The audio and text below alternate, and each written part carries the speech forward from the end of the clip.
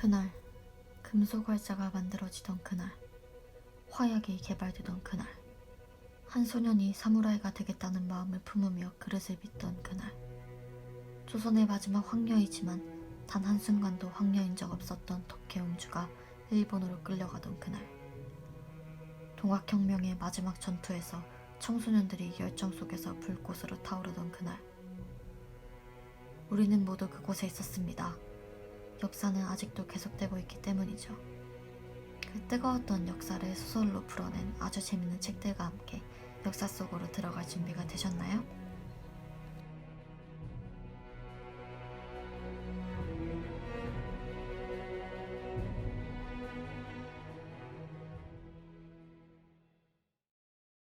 오후 늦게부터 비가 쏟아지기 시작했다. 기다리던 비였다. 창밖의 사물을 알아볼 수 없을 만큼 사납게 퍼붓는 빗줄기를 바라보며 여인은 가슴을 쓸어내렸다. 어둠이 짙어지자 하늘은 더욱 세차게 비를 퍼부었다. 비어있는 병실에 몸을 숨기고 있던 여인은 빗줄기로 흐려진 창밖을 내다보다가 소리 없이 몸을 일으켰다. 서희가 쥐죽은 듯이 고요했다. 복도 중앙 간호사실.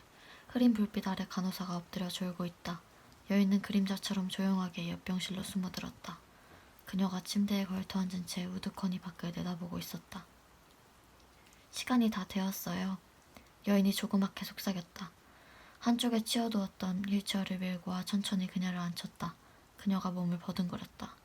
가만히 계세요. 휠체어를 미는 여인의 손길이 몹시 조심스러웠다. 당번 간호사는 정신을 잃은 듯 자고 있다. 수면제를 탄 음료수를 먹였으니 아마 2시간은 지나야 깨어날 것이다. 흐릿한 불빛이 보인 복도를 빠져나가면서 여인은 휠체어를 잡은 손에 잔뜩 힘을 주었다. 휠체어가 흔들리지 않도록 애쓰며 걸음을 옮기는 사이 여인의 얼굴이 딱딱하게 굳었다. 누가 본다면 그동안 애써온 일이 허사가 될지도 모른다. 여인은 두려웠다. 주위를 두리번거리며 병원을 빠져나와서야 숨을 몰아쉬었다.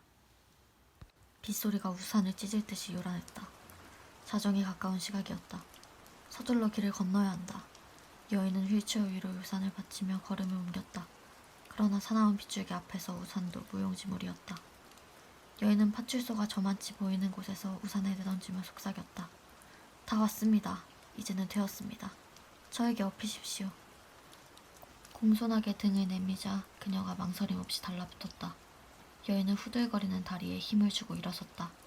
빗물이 흘러내려 눈조차 제대로 뜨기 힘들었다. 가까스로 주위를 살폈다. 파출소 앞에서 주객 2명이 실랑이를 하고 있었다. 그러나 파출소 문은 굳게 닫혀 있었다.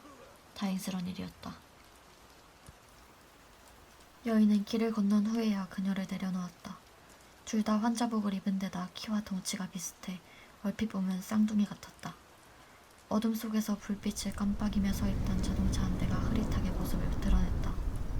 빗소리가 더욱 거세졌다. 온몸이 젖어들었다.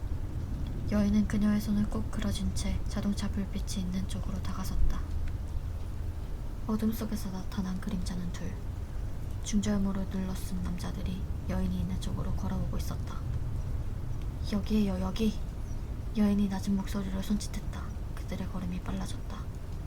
빗줄기는 여전했고 모든 사물들은 죽은 듯 엎드려 있었다.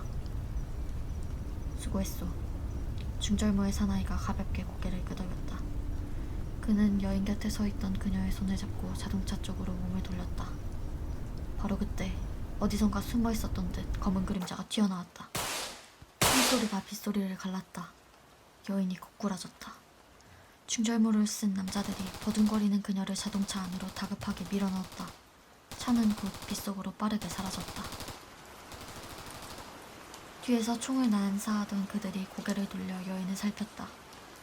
정신병원 환자복이 붉게 물들어가고 있었다. 여인은 미동도 없었다. 차가운 비는 세상의 모든 것을 휩쓸어갈 듯 여전히 사납게 쏟아지고 있었다.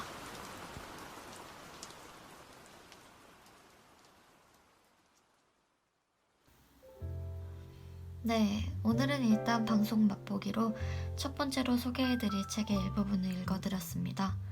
정말 생생하게 느껴지지 않나요? 저는 아직도 그 소나기를 맞으며 서 있는 것 같아요. 몽주는 왜 정신병원에 있게 된 걸까? 무슨 일이 있었던 걸까? 정말 궁금해지지 않나요? 이 책은 책의 제목 그대로 덕혜옹주에 관한 사실을 소설로 엮은 책이라고 해요. 그런데 안타깝게도 이 옹주에 대해서 잘 모르는 사람들이 많다고 해요. 그래서 저자도 그 사실이 안타까워서 이렇게 책으로 쓰게 됐다고 하더라고요. 이렇게 책에 대한 재밌는 정보들이 많은데 오늘은 여기까지 하겠습니다. 궁금하시다면 이번 주말 모두 잠드는 밤 저와 함께 그 뜨거웠던 역사 속으로 가보실까요? 리스토리 기대해주세요.